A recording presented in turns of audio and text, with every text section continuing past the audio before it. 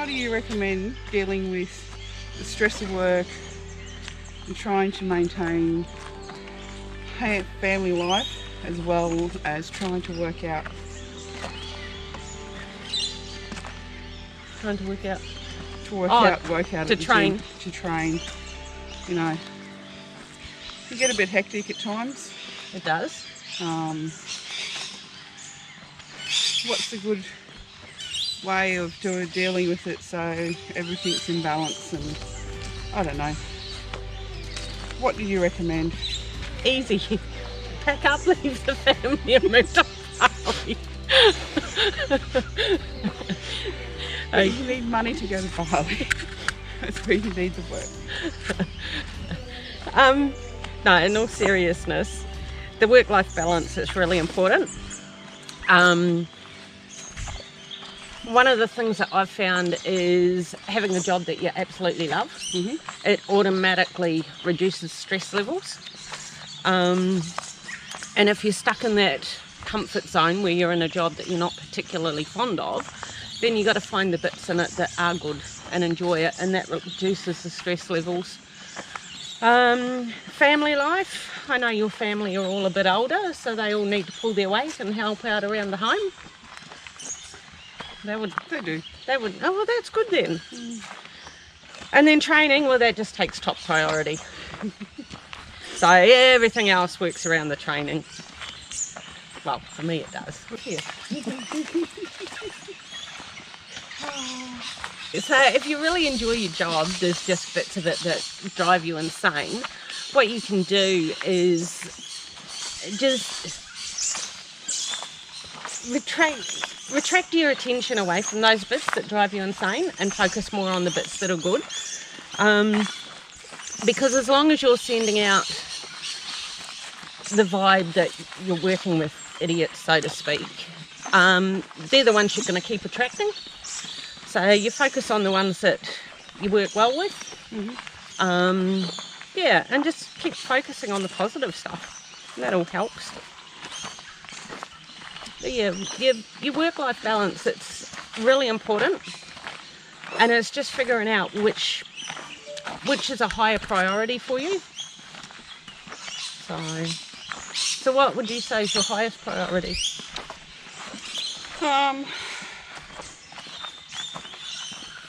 Well, family usually is always the high priority.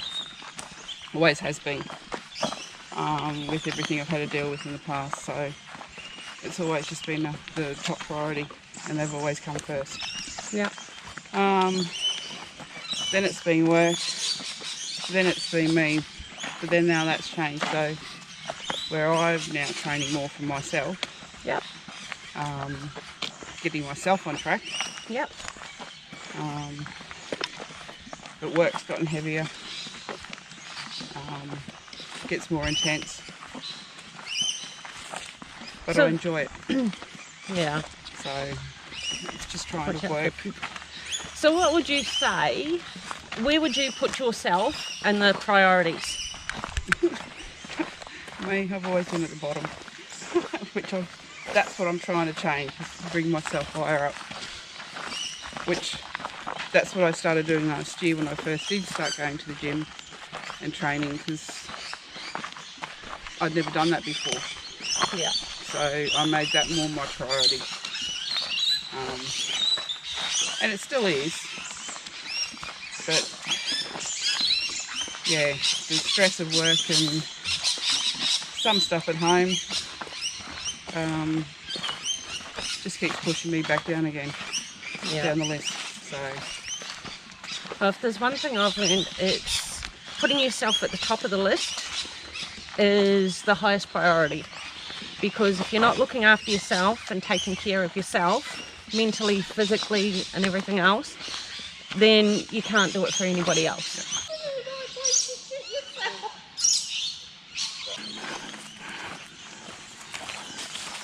Up the steps. Okay, well, I'm going to give you a challenge. By this time next week, I want you to have done one thing just for you. What's something you've been putting off that you want to do for yourself?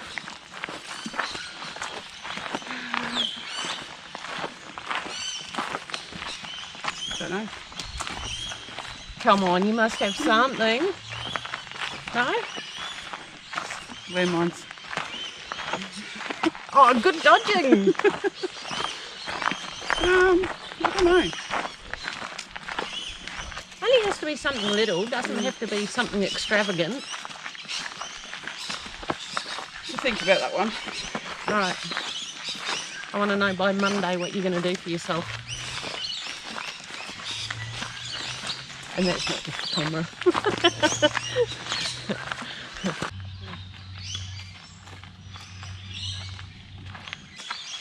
What started you on your journey? Well, I was in a pretty dark place and decided it had to change. I was miserable, I was lonely, I was grossly obese according to the doctor.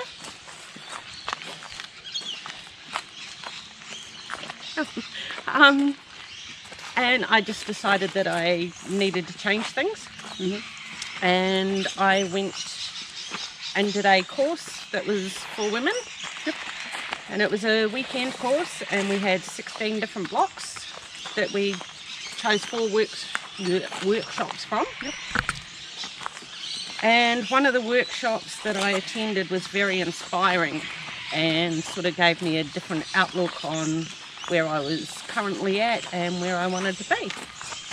So from there I removed a lot of toxicity from my life. I went and did a life coaching certification because I thought that would fix me, and it didn't. But I learned a lot.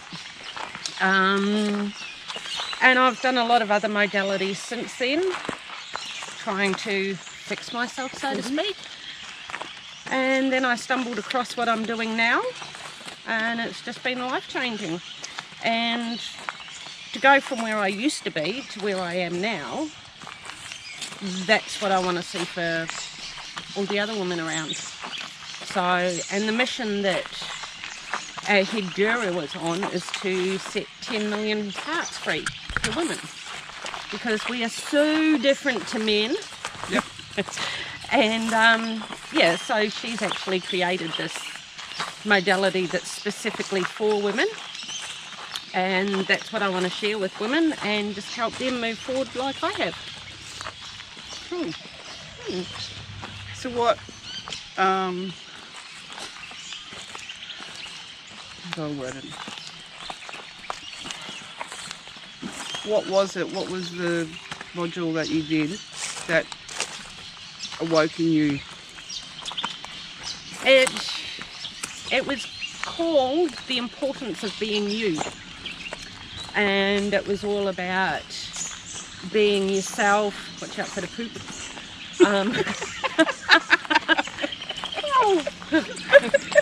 It's alright, this horse has been through, so there's poop everywhere. Yep. Yeah, so it was all about being you and how no one in your adult life has the right to tell you how to live and all that sort of thing. And it was just a real eye-opener for me. Yep. More so because of the upbringing I had and because of the situation I was in at the time. So yeah, it just made me want to change my life and grow. So I did.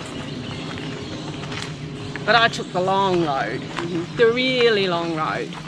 And with what I've learned now, I can teach women to do it in a matter of hours, really.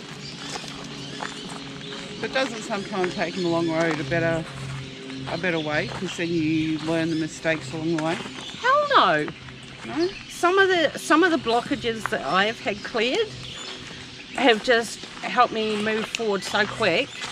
And like, when I say it's been a long road, it's been like 12 years, right? I did my certification last September, and from September till now, my life has just changed dramatically to the point I love showing up every day in life. There's so much out there, whereas beforehand, even though I thought I was doing okay, I was missing out on so much. So yeah, cutting out that time and clearing all your blockages just like that, it's the best thing ever. Oh, no. So I think it was probably September, I think I first met you last year. Yes, it was. And that was when you came down to pick up Mickey from one of the boot camps. And we had breakfast down at Woody Point there. That's right. And you've gone, oh, Mickey's mum. Yep. I saw a photo of that around that time last night, and you look so different already. Like just with the photos you've been putting up of changes of you, but just from September, the changes even in your face, it's so noticeable. One of the biggest things I can see is the sparkle in my eye.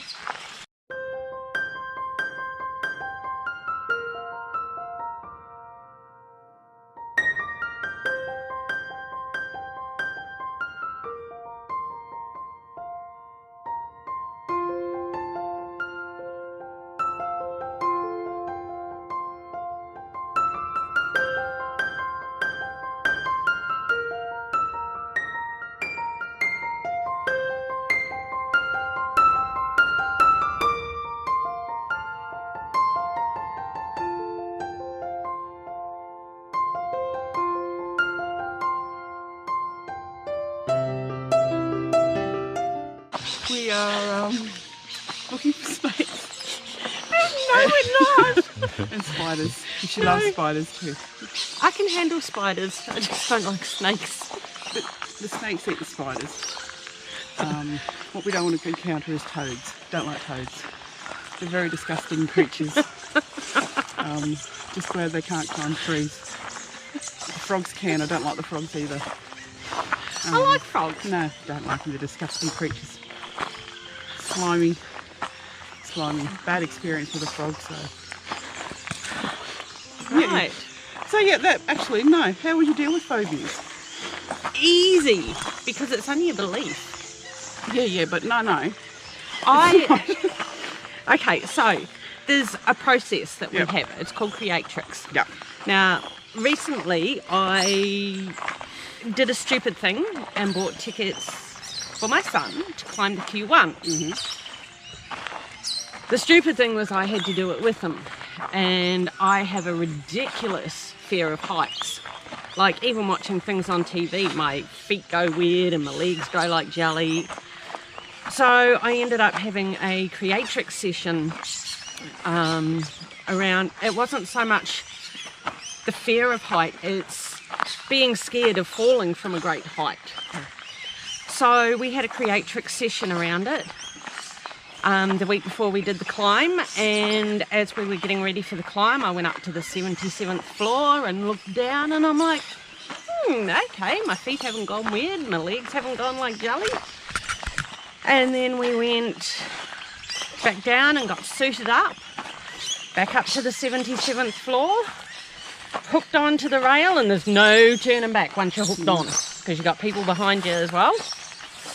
And we went on the outside of the building, and I did the Q1 climb.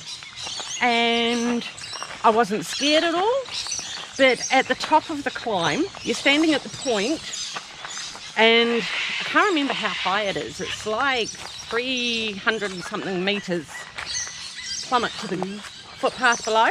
And at the top, you're in your harness and they get you to lean back. There's nothing behind you. There's no rails, there's nothing. And you got to lean back like this. And it got to my turn and I said to the guy, you got buckley in me doing that. I wouldn't do that, but I did everything else. But it was a full moon the night we did it. And where he was doing the photo to get the full moon behind you, I was sort of standing there and I was like, I'm doing this, I'm not scared or anything. And then after he had done the photos, he goes, do you realise you just leaned back further in that photo than you did over there? And I'm like, no, I didn't. He goes, yeah, you did. He said it's amazing, when you're not concentrating on what you're meant to be doing, what you can do. But yeah, the Creatrix session, it helped me get over that you know, fear of falling from a great height. So I was able to do the climb. Creatrix, it just transforms your fears and your beliefs, and that's how I get through a lot of shit that I don't want to do. Is yeah, it transforms your mindset, and it's just really good. And the great thing about it is it's got long-lasting results. Like even women that have had stuff done 7-8 years ago, they've still got the long-lasting results from things they had worked on. Whereas other modalities, while you're in the moment, you feel good and you think you've transformed everything, but once you get back to real life, the fears or the phobias and that start creeping back in.